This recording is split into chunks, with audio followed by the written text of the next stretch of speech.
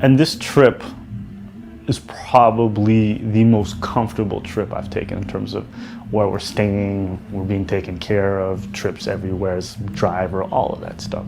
But it's also been the most difficult trip I've ever had to do in my life. And I mean, I've traveled to many countries, poor and rich, with nothing but a backpack on me. And this trip has been the most difficult. I think at every building, every place I've been to, every time I looked, the people who owned the spaces were always white or light-skinned. The people who managed the spaces were always white or light-skinned.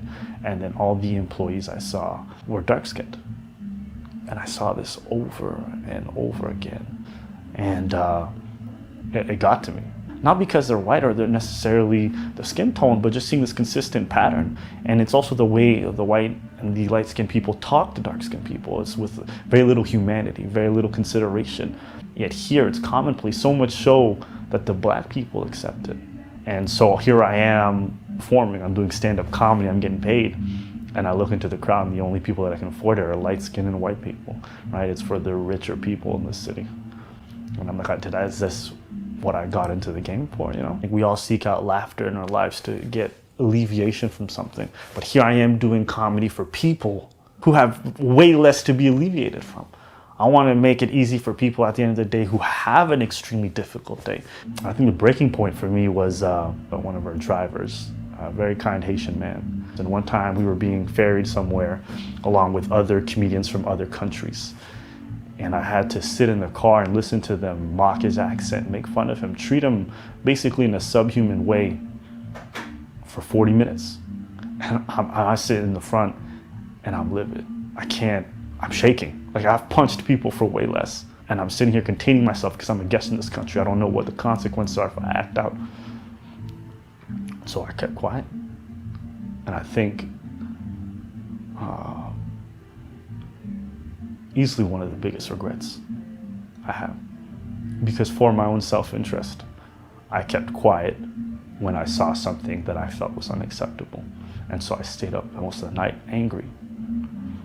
And there are very few things in life that make me angry. You know, even the times I've cried, I could honestly tell you they're limited to when my mother got sick, when my father passed away, and probably this. Because even though I'm not of a Haitian background, I didn't come to this country to be of another country. I came here so I can really embroil myself in what it is to be part of this culture. And instead, what I find myself doing is I find myself participating in a program that, one way or another, encourages the oppression of dark-skinned people.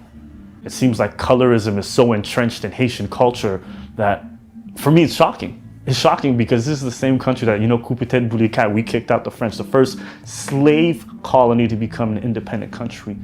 And so I've always looked up and I come here and I see that, you know, despite having expelled the white people, what I see is that the people who are at the top are white and light-skinned people.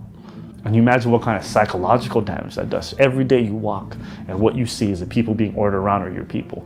Whether you realize or not, while you may not be in physical bondage, there is a mental aspect to this that I feel is very profound. You know, people have been asking me, why haven't you taken pictures while you're here? Why aren't you taking videos? Because I'm experiencing culture and what I'm seeing is so troubling. I couldn't imagine putting that into videos and images. So then how am I supposed to document this stuff and share it with you guys? Because everyone wants to see happy pictures. Look at Haiti, it's so beautiful. And don't get me wrong, this country has a tremendous amount of beauty, but some of the issues that are engulfing me as I'm sitting here are so much more profound. It would be unjust and a lie for me to get on social media and be like, look at me in front of this Palm Beach. Who gives a fuck? There are real problems. It's a lie if I don't say this stuff, because this is a reflection of what I'm feeling. I've seen beautiful things, I've seen all of that, but the bigger underlying thing that I'm seeing that is just accepted by everyone that I can't come to terms with, it's hard.